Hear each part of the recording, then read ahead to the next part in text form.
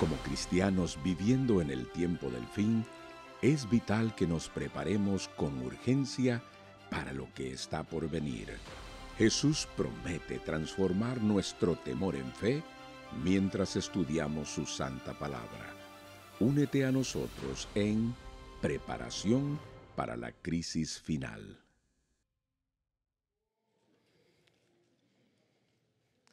Dios les bendiga y tengan un feliz sábado cada uno de ustedes.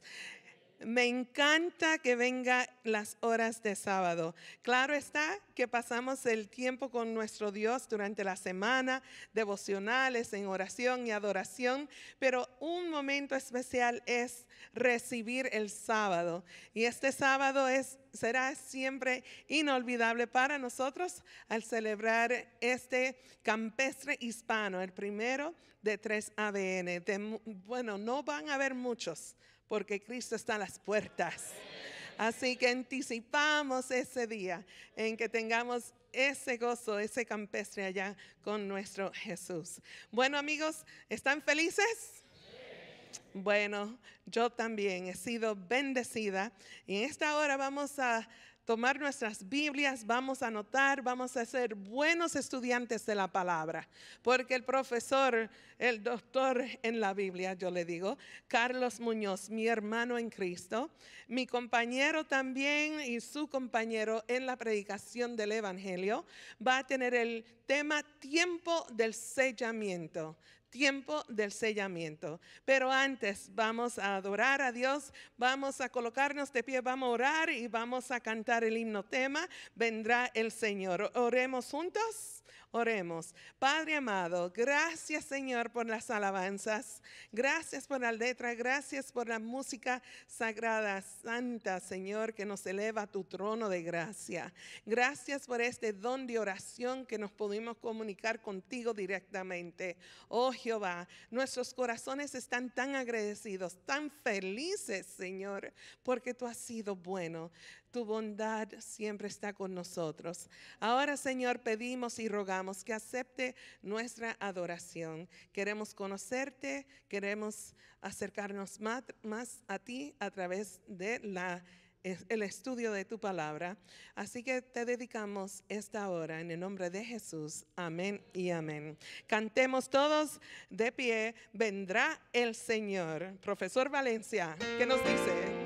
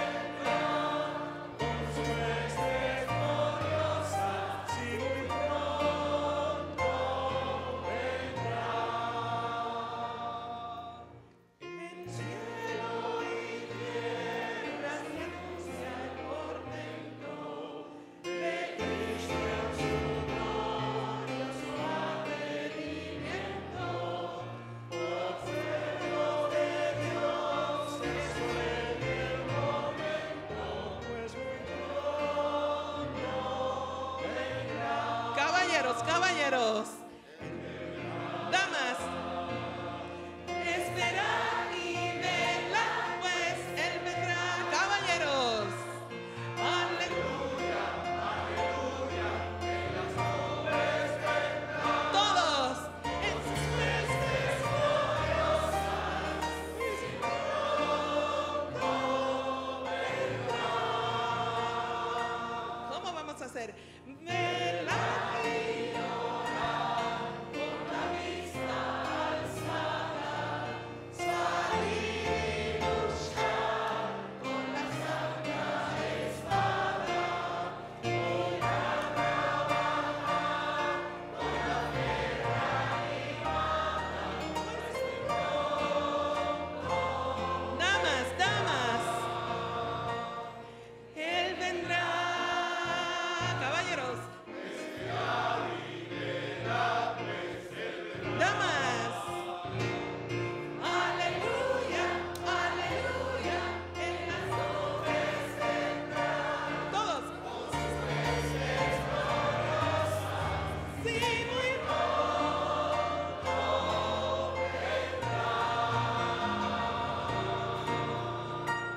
Gloria a Dios.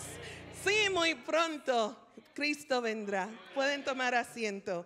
Invitamos ahora a nuestra compañera en la predicación del Evangelio, la presidenta y fundadora del ministerio, Ministerios Altar de Guerra, donde ustedes pueden ser bendecidos por este ministerio que intervienen en oración por todos ustedes, y nuestros hijos y familias. Es un privilegio también colaborar con ellos.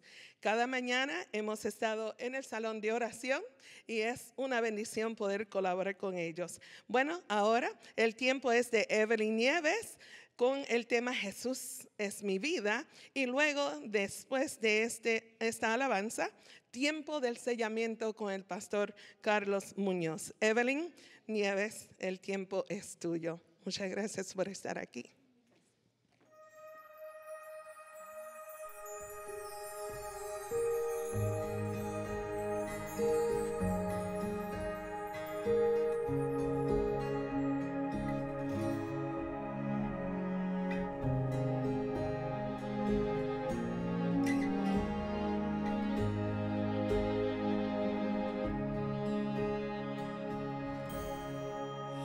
Cuando el cielo y sus estrellas me hablan del amor de Dios, y las flores al abrirse buscan el calor del sol, pienso en ese amor eterno que cuidado a todos da, me inspira cada día para amarlo más y más. Él es mi vida, Él es mi luz, mi gran amigo, mi buen Jesús. Nada marchitará ni cambiará mi amor por Él. Mi Dios y mi Señor es todo para mí. Él conoce, Él escucha y me dice qué hacer. Él comparte mis momentos, sabe cómo y por qué es. Él me guía a cada paso, me da siempre lo mejor, y aunque a veces no comprendo, me consuela con su amor. Él es mi vida, Él es mi luz, mi gran amigo, mi buen Jesús. Nada marchitará ni cambiará mi amor por Él.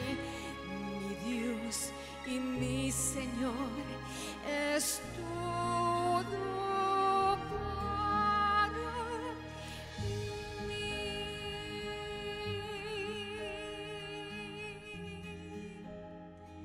Es todo para mí.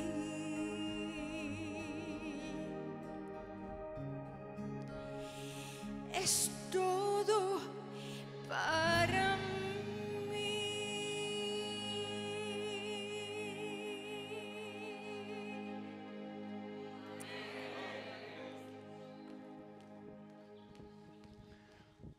Maranata.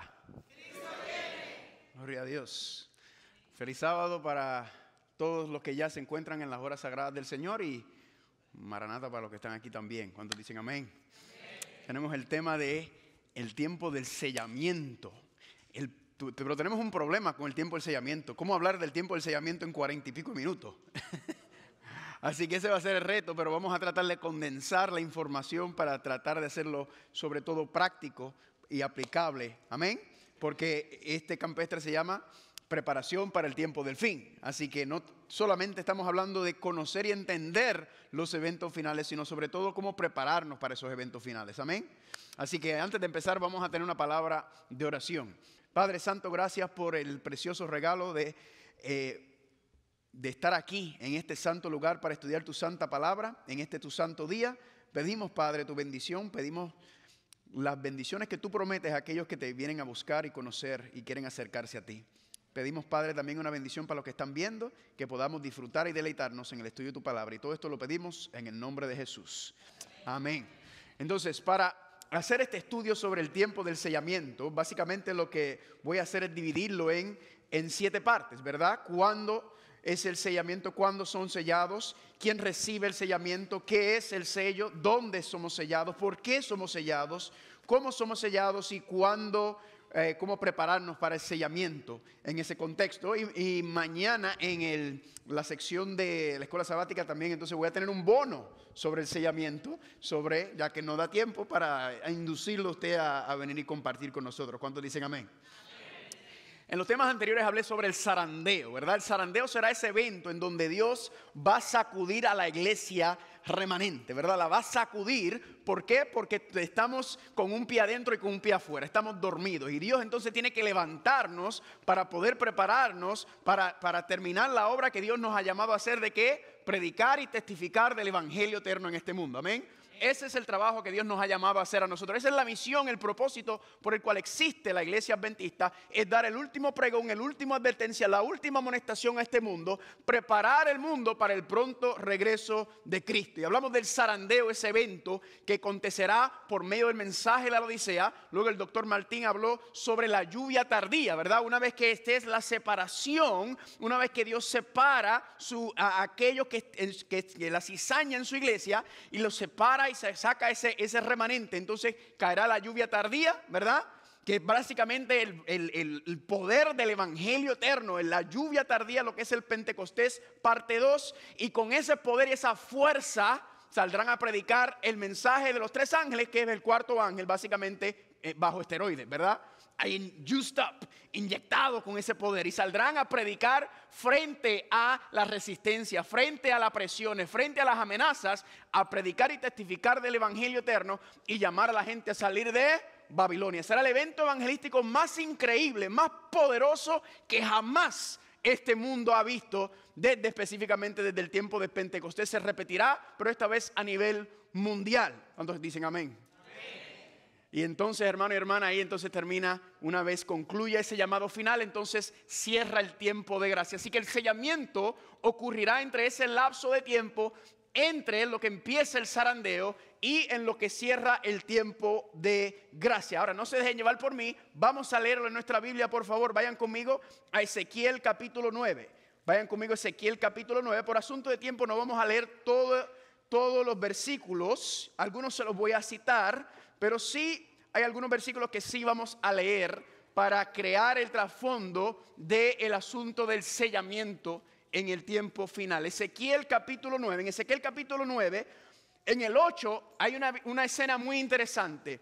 Se ven 4 abominaciones que se están cometiendo dentro del santuario. 4 abominaciones que donde Dios dice, yo no voy a poder seguir morando entre mi pueblo por las abominaciones que están participando, que están haciendo dentro de mi templo, ¿verdad? Y el templo, la iglesia, el plan de salvación y cómo Babilonia ha traído las abominaciones. Tristemente, cuando estudiamos esas 4 abominaciones, cada una de esas 4 abominaciones se encuentran presentes hoy en día en la iglesia, hablando de la iglesia cristiana en general. Y Dios está diciendo, ya muy pronto, ¿voy a qué? Yo no voy a seguir soportando esto. Y ese es el capítulo 9. El capítulo 9 es cuando ya Dios se le está acabando la paciencia con su iglesia, con su pueblo. ¿Por qué qué? Porque es tiempo de terminar esta obra. Dios quiere ponerle fin al pecado. Dios quiere ejecutar su justicia. Dios no quiere ver a sus hijos y a sus hijas seguir sufriendo en este mundo. Amén.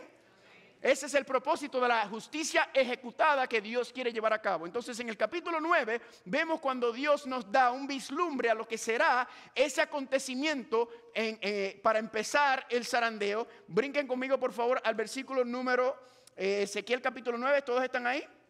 Versículo número 3. Y la gloria del Dios de Israel se elevó encima del querubín sobre el cual había estado el umbral de la casa, y llamó el Señor al varón vestido de lino que tenía en su cintura el tintero de escribano, y le dijo al Señor: pasa por en medio de la ciudad, por en medio de Jerusalén, y ponles ¿qué cosa? Una señal. ¿En dónde? En la frente a los hombres que gimen y claman a causa de ¿qué? De todas las abominaciones que se le hacen en medio de ella. Aquí vemos que Dios dice: allá hay un sellamiento. ¿Están conmigo? ¿Dónde va la señal o el sello? En la frente. Y Dios le dice que pónselos a quienes, aquellos que ya están cansados del pecado, aquellos que ya no quieren seguir viviendo en un mundo de pecado, aquellos que ya el pecado les aborrece. Amén. Aquellos que anhelan y tienen hambre y sed de justicia. Séllame a esos que están ahí, porque esos son fieles. Porque ¿qué es lo que está pasando? A la misma vez dentro del santuario están participando y trayendo abominaciones dentro de la casa de Dios. Se está contaminando el mensaje del evangelio eterno. Y noten lo que sigue diciendo el versículo número 5. Y a los otros dijo, oyéndolo, pasad por la ciudad en pos de él. Mirad y no perdone vuestro ojo, ni tengas misericordia. Matad a viejos, jóvenes, a vírgenes, niños, mujeres, hasta que no quede ninguno. Pero a todo aquel sobre el cual hubiere señal, no te acerquen. Y comenzarán ¿por dónde? Por mi santuario, por mi casa. Y comenzaron pues desde los varones ancianos que estaban delante del templo. Entonces aquí vemos cómo el sellamiento comienza. ¿Dónde? Por la casa de Dios. Por la casa de Dios, Dios empieza a hacer esa separación. Séllame a mi pueblo, séllame a los que son fieles verdaderamente, que no solamente se llaman cristianos, sino que viven para Cristo. Séllame a ese pueblo. Amén. Antes de venir la destrucción final, que es la que vendrá. Pero luego ese será el comienzo, lo que entendemos y conocemos como lo que es el comienzo del juicio de los vivos, ¿verdad que sí? En ese contexto ahí ya comenzará a hacerse esa separación y saber quiénes son los que son fieles dentro y quiénes son los que no están fieles. Ya Dios dice, ya es tiempo de terminar esta obra. Ahora, cuando termina el tiempo del sellamiento, vayan conmigo a Apocalipsis capítulo 7. Apocalipsis capítulo 7, solamente para darle un poco de trasfondo, en Apocalipsis capítulo 6 tenemos el sexto sello. Y en el sexto sello están cayendo las 7 plagas postreras de Apocalipsis. ¿Cómo lo sabemos? Le voy a dar un toquecito. ¿Cómo sabemos? Apocalipsis capítulo 6. En Apocalipsis capítulo 6 tenemos las 7 plagas cayéndose. Noten lo que dicen. Apocalipsis capítulo 6, versículo número 14. El cielo se desvaneció como un pergamino que se enrolla, y todo monte y toda isla se removió ¿de qué? De su lugar. ¿Eso ha acontecido? No, aún no. Yo soy de Puerto Rico. Puerto Rico es una isla. Ahí está todavía. Pero aquí dice que los montes serán removidos. Las islas, todo, el cielo, la atmósfera seca se desvanecerá. ¿Qué está pasando? Están cayendo las 7 plagas postreras, que si tuviéramos tiempo para estudiarlo, van a deshacer los 6 días de la creación de Génesis. Eso es lo que las plagas van a hacer. Por eso la tierra vuelve a su estado vacío y abismal nuevamente. Pero noten lo que sigue diciendo en el versículo número 15. Y los reyes de la tierra, los grandes, los ricos, los capitanes, los poderosos, y todo siervo y todo libre, se escondieron en las cuevas y entre las peñas de los montes, y decían a los montes y a las peñas: caed sobre nosotros y escondernos del rostro de aquel. ¿Quién es aquel? La segunda venida de Cristo, del rostro de aquel que está sentado sobre el trono y de la ira del Cordero, porque el gran día de su ira ha llegado. ¿Cuál es el día de la ira de Dios? Las 7 plagas postreras, dice Apocalipsis 15 y Apocalipsis capítulo 16.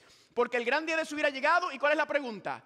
¿Y quién podrá sostenerse en pie? En otras palabras, ¿quiénes son los que van a sobrevivir a estos eventos cataclísmicos, apastrosos? ¿Quiénes son los que van a poder estar en pie? ¿Quiénes son los que van a poder vivir y sobrevivir este periodo de tiempo? ¿Y dónde está la respuesta? En el capítulo 7. Dice así: después de esto, vi a 4 ángeles en pie sobre los 4 ángulos de la tierra, que detenían los vientos de la tierra para que no soplase viento alguno sobre la tierra, sobre el mar y sobre ningún árbol. Vamos a ver, ¿qué representan los vientos, hermanos y hermanas? ¿Qué representan los vientos? Guerra, conflictos, confusión, ¿verdad? Disturbios, no solamente físicos, sino también disturbios y confusión mental, ¿verdad? Y los ángeles, ¿qué representan los 4 ángeles? Representan el poder de Dios restringiendo el poder de Satanás. Noten, hermanos y hermanas, que si no fueran por estos 4 ángeles, claro, esto es simbólico, restringiendo el poder de Satanás, Satanás pudiera hacer lo que él quisiera en este mundo. Y si fuera por Satanás, todos nosotros estuviéramos muertos. ¿Por qué? Porque no quiere que nadie se arrepienta. no quiere que nadie conozca. Entonces Satanás está reteniendo, Dios está reteniendo los vientos, dándole una oportunidad. ¿A qué? ¿A qué es lo que está esperando Dios al retener? Y noten que la retención de los vientos creo que también es importante notar, porque no solamente estamos hablando sobre el concepto de los eventos, sino sobre todo la preparación de los eventos. Creo que es importante notar que también esos ángeles restringiendo los vientos también representa el poder y la misericordia de Dios restringiendo el corazón carnal del ser humano. Porque si no fuera por eso, nosotros viviríamos como animales y nos hubiéramos comido vivos hace mucho tiempo ya. Dios en su misericordia está restringiendo también la carnalidad del ser humano, ¿verdad? La mente carnal, que lo que sería es una consumación total. Dios en su misericordia está reteniendo, pero ¿qué está ocurriendo? Va soltando y por eso las cosas van de peor en peor y peor. Se va a ver lo más desastroso. El odio satánico que se manifestó en contra de Cristo Jesús se va a manifestar en contra del pueblo de Dios también. Pero Dios tiene que hacer una obra antes de permitir ese tiempo pasar. ¿Qué dice? El versículo número 2. Vi también a otro ángel que subía de donde sale ¿qué? El sol.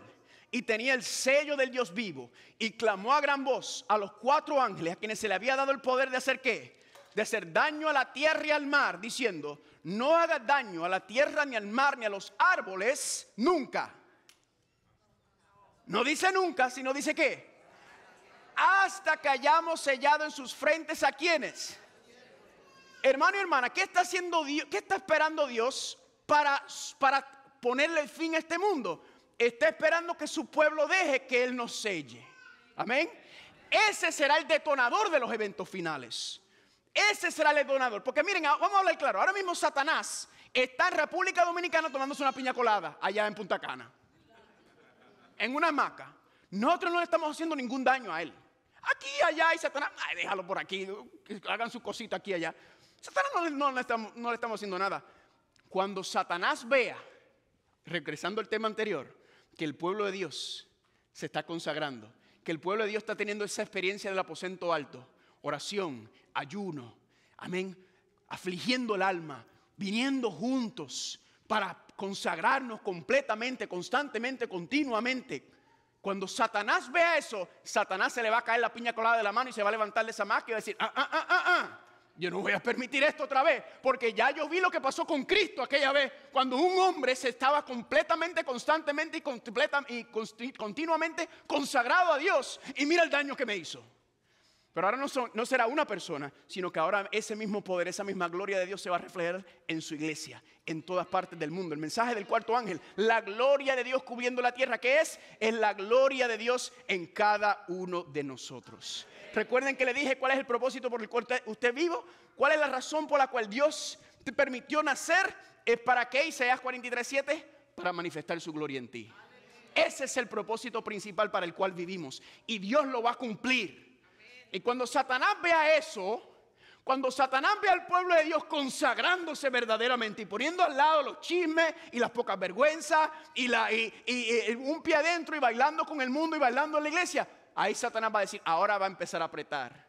Y ahí se levanta, simultáneamente hay ciertos paralelismos en cuanto, ahí se levanta la imagen de la bestia, ahí se levanta la marca de la bestia. ¿Para qué? Para evitar que eso ocurra. Para que Dios no pueda manifestar y cumplir su promesa de tener una iglesia santa, sin mancha y sin mácula, que es lo que Dios ha prometido. ¿Cuántos dicen amén? Así que ahí está Satanás, viendo eso, viendo cómo el pueblo de Dios se consagra en ese contexto. Y noten que decía, que serán sellados ¿en dónde? En sus frentes. Y cuando entonces el pueblo tenga el sello de Dios, entonces ¿qué ocurre? Entonces Dios suelta los vientos. ¿Por qué? Y recuerda, ¿qué pasa cuando suelta los vientos? Satanás tiene rienda suelta para hacer lo que él quiere sobre la tierra. Pero hay una cosa que él no puede hacer: tocar a los sellados. Amén. Dios espera a que tengamos el sello de Dios para poder soltar los vientos y poder pasar por el gran tiempo de la tribulación. ¿Por qué? Vamos a empezar a contestar la pregunta: ¿qué entonces en ese contexto es el sello de Dios? Vayan conmigo a Apocalipsis capítulo 14. Apocalipsis capítulo 14. En su elemento más fundamental, más importante, más clave del sellamiento. El sellamiento tiene varias dimensiones. A veces creo que somos muy limitados cuando explicamos el sellamiento, y mañana voy a hablar un poquito más de eso. Somos muy limitados cuando hablamos del sellamiento. El sellamiento tiene varias ramas que hay que buscar. Según aquí dice que el sello será puesto en donde, en la Apocalipsis capítulo 14, versículo 1. Después miré, y aquí que el Cordero estaba en pie sobre el monte de Sión, y con él 144,000, los mismos del capítulo 7, que tenían el nombre de él, del Cristo, y el de su Padre escrito ¿en dónde? En la frente. Así que, ¿qué es lo que el sello es en la frente? ¿El sello qué es? El nombre de Dios. ¿Y qué representa el nombre? El carácter. Entonces, ¿quiénes son los sellados? Los que tienen el carácter de Dios. Los que han permitido al Espíritu Santo hacer la obra de santificación, culminar esa obra de santificación para que el carácter de Cristo se refleje perfectamente en su pueblo. Amén. ¿Por qué Dios lo hace? Porque si no tenemos el carácter de Cristo, si no tenemos la fe de Cristo, si no tenemos la mente de Cristo, no vamos a soportar el tiempo de la gran tribulación. Dios sabe que Él espera que ocurra eso, porque Él dice, ya son sellados, suéltalos porque ellos son míos y me pertenecen y no me van a fallar. No me fallaron en lo poco, no me van a fallar en lo mucho. Amén. Eso es lo que Dios está esperando para manifestar con ese poder. ¿Cuántos dicen gloria a Dios por eso? Ahora, ¿quiénes serán los sellados? Pues ya vimos que hay un grupo sellado, pero también hay un grupo marcado. En otras palabras, todo el mundo va a recibir un sello o una marca o una señal. La palabra, de hecho, tanto en griego como en hebreo, para sello, marca y señal es la misma, ¿verdad? Se intercambian dependiendo de la versión de Biblia que usted tenga. Noten entonces, ya vimos los sellados de Dios y noten qué ocurre en Apocalipsis capítulo 16. Noten lo que dice. Y oí una gran voz que desde el templo de los 7 ángeles, capítulo 16, versículo 1, id y derramad sobre la tierra, ¿qué cosa? Las 7 copas de ¿qué? De la ira de Dios. Eso fue lo que leímos en el capítulo 6 y en el 7, la ira de Dios. Y noten, versículo 2, fue el primero y derramó su copa sobre la tierra, y vino una úlcera maligna y pestilente sobre los hombres que tenían el sello de Dios. Me estoy poniendo viejo. No dice el sello de Dios, dice ¿qué? La marca de la bestia. ¿Qué ocurre con los que tienen la marca de la bestia? Reciben la ira de Dios. Ahí está una separación clara. ¿Están conmigo? Noten, todos seremos sellados o marcados, unos por Dios y otros por la bestia. Y ahí se va a determinar el fin en cuanto al acontecimiento. Así que todos serán sellados o marcados. Ahora la pregunta es, y creo que es la pregunta más importante, más fundamental, en el cual nos vamos a enfocar más. ¿Qué es el sello? Ya le mostré el sello en su aspecto más fundamental, que es el carácter. Ese es el más fundamental, más básico, pero vamos a estudiar un poco más profundo el concepto del sellamiento, por qué sellamiento y las implicaciones que tiene el sellamiento. Cuando la Biblia habla de sello, marca o señal, es parecido, yo lo comparo con ganado. ¿Alguien aquí tiene ganado o ha tenido ganado? ¿Sí? ¿Qué usted hace con el ganado? You brand it, right? Los sellas. ¿Qué es lo que señala esa marca o ese sello que se le pone al ganado?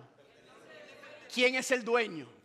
¿Quién le pertenece ese ganado? Ese es el concepto del sellamiento en cuanto a eso. ¿A quién le perteneces? ¿O le perteneces a Dios o le perteneces al enemigo? ¿Verdad? Eso es lo que se está determinando. ¿Quiénes son los de Dios y quiénes son los del enemigo? ¿A quién tú le sometes tu mente? ¿A quién tú le sometes tu vida? ¿A quién tú le sometes tu corazón? Amén. Ahora, vamos a ir un poco más profundo. Vayan conmigo al libro de Efesios. Efesios capítulo 1. Como le dije, a veces somos un poco limitados en cómo presentamos el panorama del sellamiento y me gusta tratar de dar un panorama más completo y más abarcante. Efesios capítulo 1, ¿cuántos están ahí? Vamos a ir al versículo número, estoy en el libro de Gálatas, el libro de Efesios, capítulo 1, versículo 13. Noten lo que dice aquí. Efesios 1, 13 dice, en él también, vosotros habiendo oído la palabra de verdad, el evangelio de vuestra adoración, y habiendo creído en él, ¿fuiste qué? ¿Sellados con quién?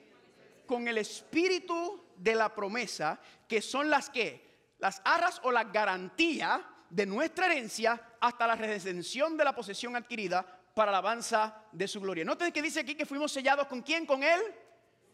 Así que cuando hablamos del sellamiento tenemos que hablar no solamente del carácter, sino también de quién. Porque ¿quién es el que hace la obra de restauración del carácter? el Espíritu Santo. ¿Están conmigo? Vamos a mirar el versículo 40, ahí mismo. El capítulo 1, el capítulo 4, versículo 30. Capítulo 4, versículo 30. Versículo 4 dice: y no contristéis al Espíritu Santo de Dios, con el cual fuiste, ¿qué? Sellados para el día de la redención. Lo mismo encontramos en 2 Corintios capítulo 1 versículo 22, donde dice que el Espíritu Santo es el que hace esta obra de sellamiento. Sin embargo, hermanos y hermanas, identificar el sello que será puesto al final en el pueblo de Dios al Espíritu Santo es limitarlo. ¿Por qué? Porque el Espíritu Santo siempre ha estado aquí. Desde Génesis capítulo 1 versículo 2, ¿quién es el que estaba dando vueltas sobre la tierra? El Espíritu Santo. ¿Están conmigo? El Espíritu Santo, cuando usted estudia la Biblia, en todos los libros de la Biblia, en todos lados, el Espíritu Santo está obrando. ¿Por qué? Porque constantemente el plan de Dios siempre ha sido restaurar el corazón humano. ¿Están conmigo? Desde el mismo comienzo esa ha sido la obra del Espíritu Santo. Pero en el final hay un sellamiento especial, hay un sellamiento diferente que está ocurriendo en cuanto a el poder de Dios. Ahora, le voy a dar los versículos por asunto de tiempo. En Éxodo 31, 18 dice que Dios, cuando escribió los 10 mandamientos, ¿con qué lo hizo? Con su dedo lo escribió. ¿Están conmigo? En tablas de piedra, lo que es el viejo pacto. En Lucas capítulo 11, versículo 20, Cristo dice con que si yo echara fuera demonios, lo hago con el dedo de Dios. Pero luego vemos en Mateo capítulo 12, versículo 28, que Cristo dice: si yo echo fuera los demonios es por medio del Espíritu de Dios. Así que noten algo. El Espíritu de Dios es paralelo ¿a qué? Al dedo de Dios. Y de hecho, si vas al libro de los Salmos, dice que con tus dedos creaste todas las cosas. Vemos cómo el Espíritu Santo estaba involucrado también en la creación. El Padre, el Hijo, el Espíritu Santo. A veces la gente me pregunta: ¿y cómo es que el Padre, el Hijo y el Espíritu Santo están involucrados? Si dice que Cristo, claro, propiamente a Cristo se le da, ¿verdad?, el título de creador, pero el Padre y el Espíritu Santo son creador. El Padre es el arquitecto, el Hijo es el carpintero y el Espíritu Santo es el martillo. Amén. De una manera de ver cómo están involucrados los tres en la creación. Pero luego dice algo interesante, así que el Espíritu Santo es el que está ¿qué? Está sellando, escribiendo. Vayan conmigo a Isaías capítulo 8, versículo 16. Isaías capítulo 8, versículo 16. Y vamos a dejar que la Biblia, a mí me gusta dejar que la Biblia hable. Amén. Mi trabajo es fácil. Yo lo único que tengo que hacer es mostrarle lo que dice la Biblia. Por eso mi trabajo es tan sencillo en cuanto a eso. Y eso es mi parte favorita. Lo más que me encanta y hacer en este mundo es estudiar la Biblia. ¿Cuántos dicen amén por eso? Isaías capítulo 8. ¿Qué versículo les dije? 16. Ata el testimonio y sella la ley, ¿dónde? Así que el Espíritu Santo, ¿qué hace con la ley? La sella o la ata ¿entre quiénes? Entre los discípulos. Ahora, es importante entender que hay una diferencia entre un discípulo y un miembro de iglesia. Un miembro de iglesia es uno que se bautizó, que tiene su nombre escrito en el rollo de la iglesia, viene a la iglesia los sábados, puede que haga una que otra cosita. Pero un discípulo, la diferencia entre un estudiante y un discípulo es muy importante. Un estudiante, por ejemplo, se levanta en la mañana, come su desayuno, se prepara, va al salón de clase, se sienta en el salón de clase, toma su clase, su curso, tanto teórico como práctico, lo puede tomar. ¿Y qué hace? Luego regresa a su casa. Pero eso no es lo que es un discípulo. El discípulo es aquel, y eso todavía se practica hoy en día en la cultura hebrea, cuando un joven quiere tomar cursos rabínicos, ¿qué hace? Él deja su casa y se va a vivir con su maestro. Los discípulos son los que viven con Cristo. Constantemente, continuamente, completamente. Amén. No es simplemente un momento aquí, un momento allá. No, están constantemente en una relación con el Señor, orando constantemente en conexión, constantemente buscando la palabra de Dios, alimentándose. Recuerden que estudiamos esta mañana que decía que Cristo quiere tener una relación contigo como tú tienes la relación con tu comida. Continua, constantemente, dice el mensaje de la Odisea. Amén. Ese es un discípulo y esa es la diferencia. El discípulo no se complace con lo mínimo. Yo tengo un sermón que se llama Board Certified Christians. Cristianos certificados por el board. No sé cómo se dice eso en español. Y esto es parecido a las 10 vírgenes. ¿Cuál es la diferencia entre cuántos grupos de vírgenes habían? 2, 5 y 5. Insensatas y prudentes. ¿Tenían todas lámpara? Sí. Palabra de Dios. ¿Tenían aceite en la lámpara? Sí. El Espíritu Santo. ¿Estaban esperando al Señor? Que cuando le decían Maranata, ellos decían Cristo viene. Pero hay una diferencia entre esos dos grupos. ¿Y cuál es la diferencia? El aceite extra. ¿Qué representa eso? Que las insensatas estaban contentas con la obra que Dios había hecho con ellos hasta ese momento. Ya me bauticé, ya dejé de beber, ya dejé de fiestar, yo estoy muy bien. Déjame aquí tranquilito. Dime los requerimientos mínimos para ser cristiano. ¿Cuáles son? Tengo que ir a la iglesia. La listita, ¿recuerdan la listita? Tengo que ir a la iglesia este día. Tengo que hacer esto, dar diezmo y ofrenda. Yo estoy muy bien. Tibio. Están contentos. El Señor ha obrado en su vida, pero se conformaron y se contentaron con lo que Dios había hecho hasta ese momento. ¿Cuál es la diferencia con las otras vírgenes? Que anhelan más. No están contentas, quieren más, quieren conocer más, quieren más de la palabra, tienen más hambre y sed por Cristo, amén. No se contentan ni anhelan, están más y más sedientos, para que cuando llegue el momento están preparadas para recibir ese aceite extra que caerá del Espíritu Santo en la lluvia tardía, amén. Esa es la obra que Dios anhela hacer y Dios quiere que tengamos hambre y sed. Ahora, el Espíritu Santo está escribiendo esa ley. ¿En dónde? Vayan conmigo a Hebreos capítulo 10. Hebreos capítulo 10. Aquí entra la ley de Dios. ¿Y qué es la ley de Dios? Creo que también tenemos que ser más exactos cuando hablamos de la ley de Dios. La ley de Dios son la codificación de los principios de justicia y de amor de Dios hacia sus seres creados. Amén. Son la codificación de los principios de justicia y santidad y del amor de Dios hacia nosotros. Por eso Pablo dice en Romanos capítulo 13, del 8 al 10, dice que el amor, que es el cumplimiento de la ley. ¿Están conmigo? Es esa manifestación de amor. Y recuerden, hablamos esta mañana que nosotros no tenemos el amor de Dios. Ese amor ágape nosotros no lo poseemos, al igual que no tenemos la justicia de Cristo, al igual que no tenemos la fe de Cristo. Son cosas que Dios ¿qué? Nos regala, nos imparte, ¿verdad? La justicia impartida de Cristo, cuando Él nos da sus atributos, son regalos que Dios nos da. ¿Para qué? Para manifestar su gloria en nosotros, como lo hizo en Cristo Jesús. Hebreos, ¿cuántos están ahí? Qué bueno que llegaron, porque yo no he llegado ahí todavía. Entonces el Señor nos está llamando, hermanos y hermanas, para hacer esa obra. Hebreos capítulo 10. Amén. Podemos leer el 8 también, pero por asunto de tiempo, Hebreos capítulo 10, versículo número 16 dice así.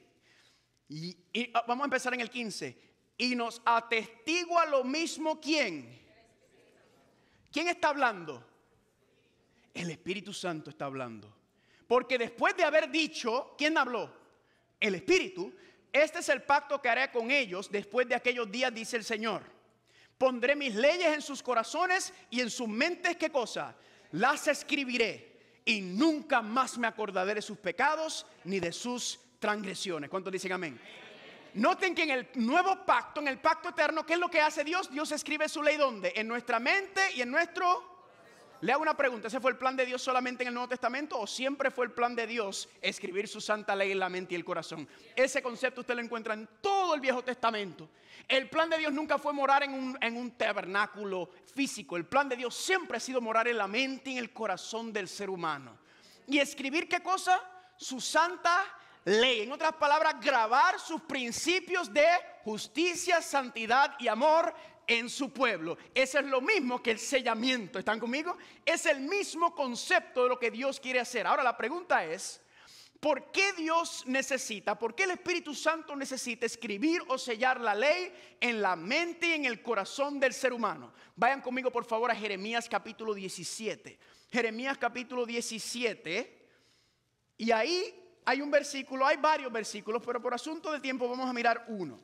¿Por qué es necesario que Dios escriba en nuestra mente, en nuestro corazón, que está hablando del carácter, su santa ley? ¿Por qué es importante que Él restaure sus principios de santidad, de justicia y de amor en la raza humana? Dice Jeremías capítulo 17, ¿cuántos están ahí? Versículo número 1.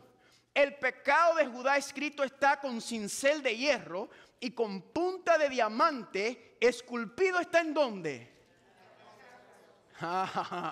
Aquí entonces está diciendo que ¿qué es lo que pasa? Que cuando nosotros nacemos con ¿qué? Con el pecado ya escrito en nuestra mente y en nuestro corazón. Otra palabra para decir eso es la mente carnal.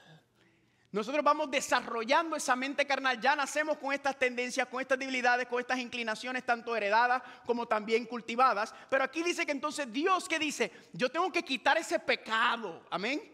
Yo tengo que quitar esa mente carnal porque el pecado tiene poder, dice la Biblia, por medio de la mente carnal y por medio de las concupiscencias y la naturaleza caída. Entonces el Espíritu Santo, ¿qué quiere hacer? Quiere entonces cambiar la mente. Noten algo, hermanos y hermanas, la Biblia no dice que Dios transforma el cuerpo antes de la segunda venida. Porque muchos de nosotros pensamos, ay, es que yo soy así por mi naturaleza caída. Entonces cuando Dios me cambia la naturaleza caída se resuelve el problema. ¿Saben por qué no? ¿Saben por qué no se resuelve el problema con transformar la naturaleza caída? Porque, hermanos y hermanas, Adán y Eva y Lucifer todos tenían naturalezas perfectas y como quiera pecaron. El problema principal, ¿en dónde reside? En la mente y el corazón carnal. ¿Están conmigo? Y una vez eso es transformado, se garantiza entonces que el pecado nunca más se levantará, mucho menos con un cuerpo sin inclinaciones, sin tendencia. ¿Cuántos dicen amén? Así que ahí entonces Dios, ¿qué tiene que hacer? Dios tiene que hacer lo que se llama una circuncisión. Tiene que cortar la carne. ¿Están conmigo? Porque nosotros venimos y justificamos. Es que así yo soy. ¿Usted conoce cristianos adventistas que tienen mal genio, mal comportamiento? Y es que así yo soy. Y en el mundo hoy en día se justifica el pecado porque la gente dice, es que así yo soy, así me creó Dios. ¿Sabe lo que usted le puede decir a una persona cuando le dice, es que así yo soy, así me creó Dios? ¿Sabe lo que le tiene que decir? Así fue que yo nací. ¿Sabe lo que usted le dice? Por eso tienes que nacer de nuevo. Amén. Por eso tenemos que nacer de nuevo. Para que Dios nos pueda quitar esto, porque aquí está el problema. Y Dios entonces, ¿qué dice? Dios dice, yo tengo que darles un corazón nuevo, una mente nueva. ¿Dónde empezó esa promesa de Dios transformar esta mente carnal, esta mente egoísta, esta mente egocéntrica? ¿Dónde empezó? En Génesis 3:15. En Génesis 3:15, ¿qué dice Dios? Pondré enemistad entre ¿quién? Entre ti, Satanás, y la... ¿Qué representa la mujer en este contexto? La humanidad. La humanidad. ¿Están conmigo? Yo pondré enemistad. Ahora, pensemos, si Dios dice yo voy a poner enemistad entre Satanás y la mujer, ¿qué implica eso que existía? Amistad y armonía. El ser humano estaba en amistad y armonía con Satanás o con el pecado. Y Dios promete, yo voy a romper ese poder. Porque recuerden que si estamos en amistad con Dios, si estamos en amistad con Satanás, estamos en enemistad ¿con quién? ¿Y qué dice Romanos capítulo 8? Que la mente carnal, ¿qué es? Enemistad contra Dios y contra su ley. Contra sus principios ¿de qué? De santidad, de amor, de justicia. Dios tiene que transformar eso. ¿Amén? ¿Y cómo Dios lo transforma? ¿Cómo Dios rompe la amistad que existe entre la humanidad y Satanás? ¿Y cómo Dios restaura la enemistad que existe entre Él y la humanidad? ¿Sabe cómo lo rompe? ¿Sabe cómo Dios circuncida el corazón humano para transformarlo, para anhelar algo diferente? Por medio de la cruz del Calvario. La cruz del Calvario es el instrumento de incisión donde Dios corta ese corazón, esa carne, y lo arranca cuando vemos la manifestación más hermosa, más completa y más perfecta del amor de Dios. El corazón queda subyugado, el corazón queda derretido al ver esa manifestación de amor. Y así es como Dios rompe el poder de Satanás con la humanidad. ¿Cuántos dicen amén?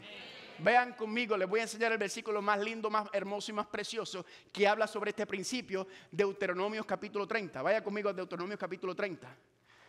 Si hay un versículo que yo quiero que usted se acuerde, porque no conozco un versículo que lo hable de manera más clara y más limpia, lo que es la circuncisión, lo que es la transformación, lo que es la santificación, la justificación y la santificación, porque van tomados de la mano. Deuteronomios capítulo 30. ¿Cuántos están ahí? Noten lo que dice Deuteronomio capítulo 30 y vamos a ir al versículo número 6. Noten qué preciosura de versículos. Deuteronomio capítulo 30 versículo 6 dice así: y circuncidará Jehová tu Dios, ¿qué cosa? Paremos ahí un momento. ¿Quién hace la obra de circuncisión? ¿Quién hace la obra de arrancar y cortar la carne? Dios. Amén. Pregunta, ¿cómo Dios circuncida, transforma, arranca la mente carnal del ser humano? Ya le di la respuesta, por la cruz del Calvario en Cristo Jesús. Amén. Así es como Dios destruye el poder de Satanás al ver ese amor. Pero ahí no se queda. Deuteronomio capítulo 30, ¿en qué versículo estábamos? En el 6, y dice así, el versículo 6: y circuncidará el Señor tu Dios, Jehová tu Dios, tu corazón y el corazón de tu descendencia. ¿Para qué o por qué? ¿Con qué fin? Para que ames a Jehová tu Dios con todo tu corazón, con toda tu alma. Dios es el que hace esa obra. ¿Por qué? Para que podamos amarlo. ¿Por qué? Porque primero viene el amor mutuo, el amor egoísta. Primero vengo el yo. Dios dice, yo tengo que arrancarte esa mente carnal para que tú veas cuánto yo te amo y tú sepas cómo amarme a mí. Porque ¿qué es lo que anhela Dios? Estar en una relación de amor con cada uno de sus seres creados. Amén. Y noten cómo termina el versículo. Dice, para que ames a Jehová tu Dios con todo tu corazón, con toda tu alma. ¿Y qué más? A fin de que vivas. ¿De que vivas para qué? De que vivas para Él. Amén. Ahora que conoces el amor de Dios, dice, Señor, aborrezco el pecado, aborrezco esta mente carnal, Señor. Arranca de mí todo esto, Señor. Dame una mente nueva, dame un corazón nuevo, Señor, porque yo quiero vivir para tu justicia. Yo quiero vivir para tu santidad. ¿Y qué hace el Señor? Nos dice, bueno, no puedes hacerlo porque no hay manera de resolver ese problema aquí en la tierra. Claro que no. Dios que da, nos da su espíritu. Amén. Que ya ha estado trabajando en la primera fase, el arrepentimiento, pero ahora está trabajando en la fase ¿de qué? En la fase de la santificación. Y noten lo que dice el versículo número 8. Y tú volverás y oirás la voz de Jehová y pondrás por obras, ¿qué cosa? Todos sus mandamientos que yo te ordeno hoy. Los mandamientos que son los principios, la codificación de los principios de santidad, de justicia y de amor de Dios. Dios dice, yo soy el que hago esta obra. ¿Cuál es nuestra parte? Dejar de pelear con Dios, dejar de resistirnos a la obra del Espíritu Santo para que Dios pueda hacer esa obra en nosotros, amén. Esa obra de sellamiento, de sellar esos principios en nuestra mente y en nuestro corazón. No es sobre mejorar, es sobre morir. Queremos mejorar, yo debo ser un mejor cristiano. No, esto no mejora, esto no coopera. ¿Están conmigo? No es mejorar, es morir al yo para que Dios pueda hacer esa obra en nosotros. Es someternos, y como habíamos hablado anteriormente, para que Dios pueda dirigir y hacer esa obra. Romanos capítulo 8, versículo 2 dice, porque la ley del Espíritu de vida en Cristo Jesús me ha librado ¿de qué? De la ley del pecado y de la muerte. ¿Cuántos dicen amén? Esa ley ya no ser más esclavos del pecado, como dice Romanos capítulo 5, capítulo 6, sino que ahora somos siervos de la justicia. Ahora somos libres del poder del pecado que nos esclaviza, dice Cristo en Juan capítulo 8. Dice, yo he venido para darle libertad. ¿Libertad de qué? Porque él dice que el que peca es esclavo del pecado. Y yo vine a librarlos para que no sean más pecados del esclavo. Para yo mostrarle al mundo lo que el poder de Dios hace. ¿Están conmigo? Y Dios limpiarnos y purificarnos. ¿Para qué? Para mostrarlo al mundo. Dice, mira lo que yo puedo hacer. Y tú y yo somos el testimonio de ese proceso de sellamiento. ¿Para qué? Para que otra gente pueda ver el amor y el poder de Dios en nuestra vida. Y queden impactados por ese poder. Y digan, yo quiero esa paz, yo quiero ese amor, yo quiero esa paciencia, yo quiero eso que tú tienes, porque yo no lo veo en ninguna parte del mundo. Y las cosas seguirán en peor y peor, y más se va a ver la gloria de Dios en su pueblo, en su iglesia. ¿Cuántos dicen amén por eso? Ahora, ¿en dónde será el sellamiento? Pues ya vimos que el sellamiento es ¿en dónde? En la frente. Pero la marca de la bestia no solamente es en la frente, sino también es en la mano, ¿verdad? Y ya sabemos lo que representa eso. El sellamiento es que ¿dónde está tu corazón? ¿Dónde está tu mente? ¿A quién tú le entregas tu corazón? ¿Verdad? Y en el tiempo final vamos a ver que hay personas que no solamente están afiliadas al sistema de la bestia por sus creencias religiosas, por sus principios que ellos creen que son basados en la palabra de Dios, sino también porque conveniencia de dinero, ¿verdad? Porque nos van a empezar a meter presión. Nos van a empezar a meter a resistencia y decir, no, tienes que someterte porque si no, no vas a poder comprar y vender. No, todas esas presiones irán aumentando a medida que el sellamiento se vaya finalizando. Y más presión, y más presión, y más presión, y más presión. Y las cosas se irán intensificando. Hermanos y hermanas, nosotros no tenemos idea de lo que viene sobre esta tierra. Nosotros no tenemos idea de lo que viene. Tenemos unos entendimientos básicos, pero lo que viene es terrible. Y Dios sabe que para nosotros poder estar en pie, para nosotros poder cumplir esa obra, Dios tiene que ¿qué? Poner su carácter en nosotros. sellar la mente de Cristo en nosotros. El amor de Dios. ¿Y cuál es la manifestación del carácter de Cristo? Es la manifestación del amor de Dios. Como lo fue en Cristo, lo va a hacer en nosotros. Incondicional por los demás. Poner a los demás primero que a nosotros mismos. Servir a los demás. Amar a los demás. Ministrar a los demás. ¿Están conmigo? Esa será la revelación final y completa del amor de Dios. Ese proceso de sellamiento con el cual una vez eso concluya, entonces Dios dice, ya están listos. Ya Cristo se ve en ellos, la esperanza de gloria. Amén. Que la gente no vean a ti ni a mí, que la gente vea a Cristo en nosotros. Esa es la clave, morir al yo para que Cristo pueda ser levantado en mi vida. ¿Por qué el sellamiento? Varias razones. Uno, para identificar a los suyos. Amén. Esos me pertenecen a mí, esos son los míos. Igual, esos son los que le pertenecen a Satanás. Y el sellamiento ya vimos, carácter. Ya vimos Espíritu Santo, ya vimos la ley. ¿Y cuál es la cuarta dimensión? Dentro de esa ley tenemos ¿qué cosa? Un sello que el mundo se ha olvidado, pero que Dios quiere levantar en el tiempo final. Y ese sellamiento es ¿qué cosa? Su santo día, ¿verdad? El que identifica, el que creó las cosas, aquel que hizo. Por eso dice que en 6 días creó, pero en el 7º día no creó nada, sino que ¿qué hizo? Un periodo de tiempo ¿para qué? Para identificarlo y señalarlo como el creador. Amén. Ese sellamiento, ese es el propósito del 4º mandamiento del 7º día sábado. ¿Es qué cosa? Es venir y disfrutar y gozarnos en que Dios es nuestro creador, Dios es nuestro redentor, Dios es nuestro santificador. Y según Isaías capítulo 66 versículos 22 y 23, Dios también nos va a glorificar por toda la eternidad. El sábado es una fiesta que Dios nos ha dado para decir, 6 días pasaron, luchas, batallas, guerras, pero gloria a Dios que todavía estoy en pie en el nombre de Jesucristo. Esa es la señal de victoria de Cristo en nuestra vida y de su poder y su justicia y su santidad. ¿Cuántos dicen gloria a Dios por eso? Esa será la obra, hermanos y hermanas. ¿Y cómo se compara? ¿Cómo se junta esto con el concepto de la justificación por la fe? Porque la justificación por la fe es la obra de Dios que abate en el polvo la gloria del hombre, por el cual el sello de Dios quiere ponerlo. Amén. Cuando nos consagremos completamente y constantemente, entonces podremos dejar que Dios nos dirija y conduzca poderosamente, completamente, totalmente con el poder de la lluvia tardía. Así como en la creación, la obra de Dios, así como en la redención, Cristo manifestó su poder de creador, de redentor y de santificador. Así también por medio del sábado estamos manifestando su poder cuando decimos que yo pongo a un lado las cosas de este mundo. Yo pongo a un lado las obras de este mundo y yo confío en Dios. Yo pongo toda mi confianza y plena en Él. Dios me va a sostener. Yo no tengo que trabajar en ese día. Yo no tengo que hacer las cosas que hago normalmente porque este día le pertenece al Señor.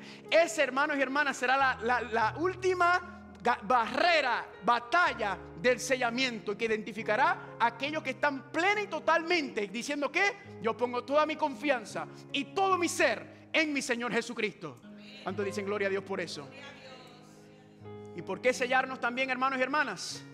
Para transformarnos total y completamente. Porque Dios sabe que nosotros, si no tenemos la mente de Cristo, si no tenemos ese sello, ese carácter, no vamos a soportar lo que va a venir. Y Dios tiene una obra especial que va a hacer en el tiempo final. Amén. Una obra final, porque Dios prometió que yo voy a tener una iglesia sin mancha y sin mácula.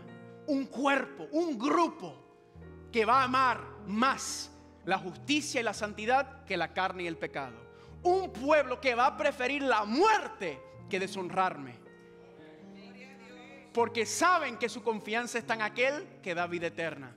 Me podrán quitar la vida en este mundo, pero no importa, porque la promesa de la resurrección está en Cristo Jesús. ¿Cuántos dicen amén? Así que, hermanos y hermanas, cuando hablamos de estos conceptos de sellamiento, de ser marcados, si adoramos el yo, si nos ponemos a nosotros como primero, estamos preparándonos para recibir la marca de la bestia. Babilonia no es solamente meramente un sistema, que sí, ciertamente instituciones, y sí, todo eso lo sabemos. Pero, hermano y hermana, Babilonia reside aquí, cuando yo pongo el yo primero. Cuando yo quiero poner mis prerrogativas, mi conocimiento, mis métodos, mi inteligencia, mis planes primero por encima de los de Dios. Y Dios dice, así yo no puedo trabajar. Yo necesito una entrega total, completa, constante y continua para yo hacer la obra que quiero hacer, que es que quiero glorificarme en ti. Dios quiere que tú seas una de esas joyas en estos tiempos finales para mostrarle al mundo y al universo que Dios es bueno. Que hay un grupo de personas que aunque Satanás está ahí acusando, míralos, mira, se dicen ser cristianos y mira cómo se maltratan, mira cómo se cuchillean en la espalda, mira cómo le encantan las cosas del mundo. Y Dios dice, mira, he aquí la paciencia de los santos, los que guardan los mandamientos de Dios y tienen.